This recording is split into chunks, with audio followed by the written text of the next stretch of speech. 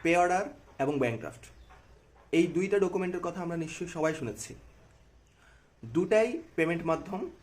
কাউকে টাকা পয়সা দেওয়ার জন্য, কাউকে টাকা পয়সা পরিশোধ করার জন্য কোনো ব্যক্তি বা প্রতিষ্ঠানকে আমরা পে অর্ডার অথবা ব্যাংক ড্রাফট ইউজ করি। কিন্তু কোনটা কখন ইউজ করি? প্রথমেই পে অর্ডার।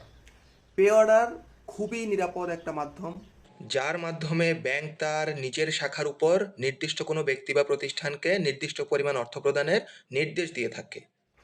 পে অর্ডার একই শহরে অথবা একই এলাকায় কাউকে টাকা পয়সা পেমেন্ট করার জন্য অথবা টাকা পয়সা দেওয়ার জন্য ব্যবহার করা হয়।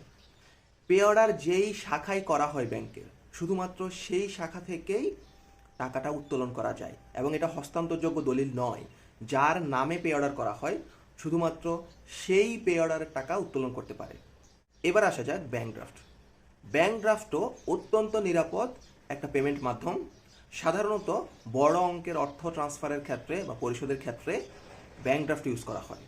কিন্তু পে অর্ডারের কার্যক্রম যেমনটা ব্যাংকের একটা শাখার মধ্যে সীমাবদ্ধ, ব্যাংক ড্রাফটের কার্যক্রম তেমনটা নয়।